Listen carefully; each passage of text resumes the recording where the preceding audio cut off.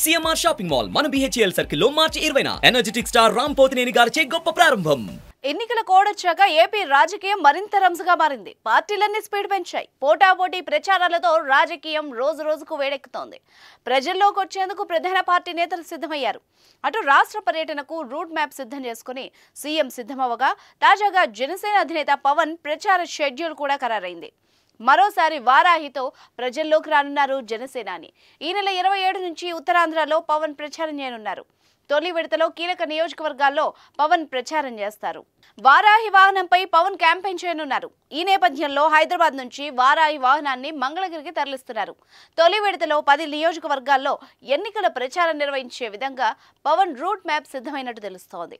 ఓవైపు TDP, Janasena, BJP ఉమ్మడి సభలు, సమావేశాల్లో పాల్గొంటూనే మరోవైపు రాష్ట్ర వ్యాప్తంగా ప్రచారం నిర్వహించనున్నారని సమాచారం. ముఖ్యంగా జనసేన పోటీ చేసే స్థానాలపైనే పవన్ ఫోకస్ చేస్తారని తెలుస్తోంది. ఇక ఈసారి పవన్ కళ్యాణ్ పిఠాపురం నుంచి పోటీ చేస్తుండగా అక్కడ వారాహి ప్రచారం చేయాలని ఫ్యాన్స్, జనసేన కార్యకర్తలు డిమాండ్ చేస్తున్నారు. ఇప్పటికే వారాహితో రాష్ట్ర వ్యాప్తంగా పలు ప్రాంతాల్లో పర్యటించిన పవన్ ప్రభుత్వ విధానాలు, వైఫల్యాలపై తీవ్ర స్థాయిలో విరుచుకుపడ్డారు. ఎన్నికల తరుణంలో ఇప్పుడు మరోసారి వారాహి రోడ్డెక్కడం జన సైనికుల్లో కొత్త ఉత్సాహం నెలకొంది. ప్రచారంలో పవన్ కళ్యాణ్ ఏం చెప్పబోతున్నారు, ఏం చేయబోతున్నారు అన్నది అందరిలో ఆసక్తి రేకెత్తిస్తోంది.